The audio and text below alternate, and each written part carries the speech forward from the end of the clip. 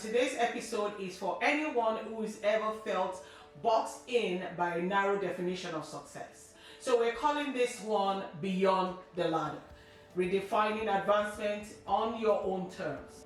We are focusing on three redefining segments today. The first one being the traditional climb versus the purposeful progression. The segment 2 is creating your definition of advancement. And segment 3 is the membership that meets you where you are. So moving on to the first segment, the traditional climb versus the purposeful progression. We often associate success with a linear climb, new titles, new salaries, new seats at the table. But what if that ladder isn't the only path?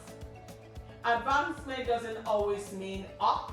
Sometimes it means deep and deepening your expertise, growing influence in your community, or expanding your personal leadership capacity. So let me pause here and share a quick story. There was a former mentee of mine, let's call her name Maya. She was a high-performing marketing leader. On paper, she was winning promotions, bonuses, etc. But then she told me, she said, Joanna, I feel like I'm running someone else's race. Does that sound familiar to you? We dug deeper and realized that Maya's real passion was education. So she pivoted, not up, but sideways, and she took a pay cut to lead learning initiatives at a non-profit. Now, a year later, she's designing programs impacting thousands of students. And she told me, Joanna, this is the first time my title and my purpose have ever aligned. What do you think about that? Reflect on that. Now, here's the question. Where does your current path feel like someone else's definition of success? And where does it feel like it's yours? I'll repeat the question. Where does your current path feel like someone else's definition of success? And where does it feel like yours? Moving on to the second segment, creating your definition of advancement. Everybody has a different definition of what advancement means to them. So let's talk about values. True advancement aligns with who you are and not what others think about you, or not even what others expect you to be. So do you value creativity? Do you value service? Or do you value freedom? So maybe even advancement means more autonomy or a role that lets you mentor others. Here's an exercise that I love. Grab a journal right now and write the answers to these three questions. The very first question is, what's a moment in your career where you felt truly fulfilled? Not just proud, but fulfilled.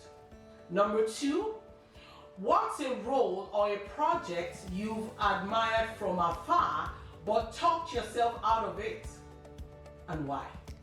And the last one is, if you could design your ideal week, what would it include? I'll give you an hint. Pay attention to the task that you eliminate when you're putting your answers together. I'll give you a personal example, my personal example. So earlier on in my career, I worked on high-profile projects. I was results driven. And along the line, I'm always doing knowledge transfer with the rest of the team. I excelled so much in knowledge transfer and knowledge sharing. But then I realized, that I also thrive in intimate settings, deep conversations. So I shifted. And now my advancement metric is impact per conversation, and not just audience size. It's the impact that I make. It's the seed that I sow into others. It's the guidance and the mentorship and the coaching that I offer.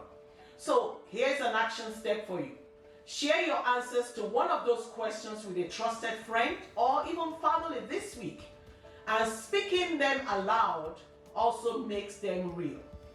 Moving on to the third segment, mentorship that meets you where you are. So find mentors who understand your redefined journey. They won't just push you to climb, they will help you design. Don't settle for one size fits all type of coaching or mentorship. Seek sponsorship that supports your authentic direction. Look for people that will advocate for you. Okay? But here's the catch. Traditional mentorship often assumes everyone wants the same destination. So how do you find the right guides? Look for unconventional mentors. Look for someone in a different industry, not in the organization where you are. Number 2 is a peer who challenges your assumptions, not just cheers you on. Right? And also ask better questions.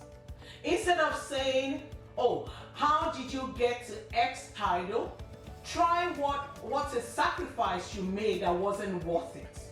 You don't just want to know about the title of the person that you're questioning, but you want to know the sacrifices that they put in and if it was really worth it. Then also, sponsor is greater than the mentor. While mentors advise you, sponsors advocate. I keep saying that, I've been saying that in the previous episodes.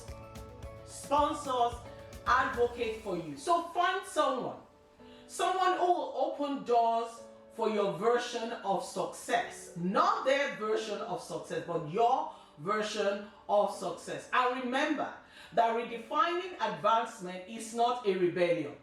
It's just a reclamation. Okay? Let's move on to the fourth segment, which is the ripple effect of redefining success. So, when you step off the default ladder, you give others the permission to do the same. So think about it. Think about the colleague who sees you prioritize flexibility and realizes that they can do it too. Also think about the mentee who's learned success and can include joy and not just grind. Okay? Now, a listener in the previous episodes emailed me after the episode, and he said that he left a role, a high-profile role, to start a woodworking business. And he wrote, I didn't just change my career, Joanna, I changed what my kids think is possible. And that's the ripple effect. It's not just about changing your career. It's moving in the direction where you find joy, where you find peace, where you find comfort, and where you excel, right? Now, here's the challenge for you again this week. I have a lot of challenges, to bring forth. The challenge is this week, share a non-traditional win with your network. So maybe it's turning down a role that didn't fit. Or maybe it's also prioritizing a side project and normalize redefining success. So again, I share my story. I've been in tech for the past 27 years and obviously doing great, but I want more. More in terms of me investing in the lives of others.